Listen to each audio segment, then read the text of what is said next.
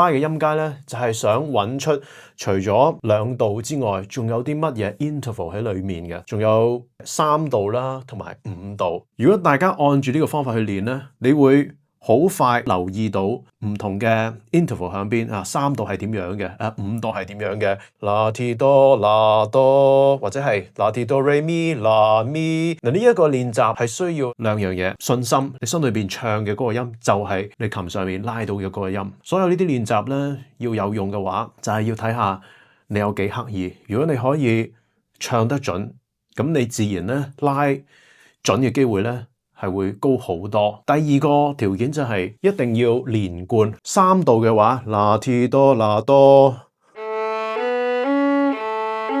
你可以拉5個音一弓，你亦都可以拉3個音加2個音。最好唔好係分弓啦。我哋就係唔想有呢一個分開咗嘅感覺，我係想響弓法嗰度睇到呢一個 interval， 睇到呢個關係。嗱，呢個關係咧唔淨止係聽嘅呢個感覺，而係同手指同左手亦都有關。如果我哋要拉啦提哆啦哆，咁呢個1手指同3手指係點樣嘅感覺？嗱，大家如果能夠 save 低呢啲感覺嘅話，唔同嘅手指嘅組合可能係1-3，可能係2-4，咁你亦都會有信心拉好多嘅。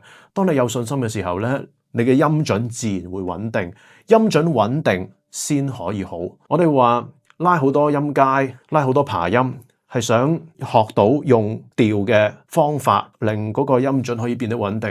咁但係呢個只係喺聽嘅層面去講，左手其實都需要嘅，需要有一個手指互相之間嘅關係。到底呢4隻手指係點樣協調咧？所以頭先嗰個練習啦，譬如3度啦，啦提哆啦哆。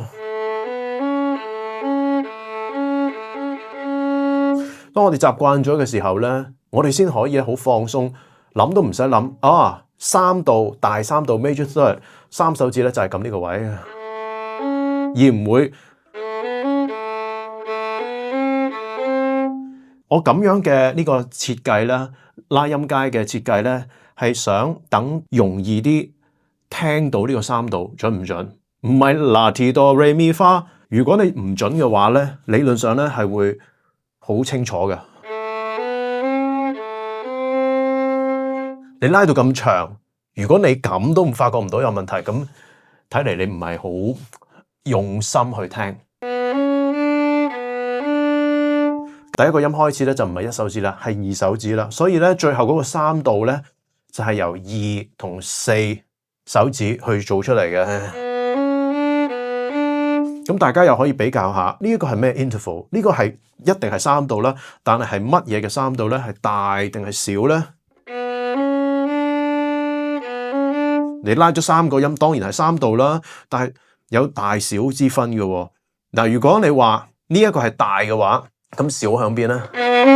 冇得再縮埋手指，所以你又發覺到啦，啊，原來咧，噠噠噠，佢同前一個音係一個半音嘅話咧，咁呢一個3度就會有一個小嘅3度。咁大嘅3度即係點咧？大嘅3度即係話手指尾要再打開啦，然後啦，你又 save 低個感覺，2同4手指，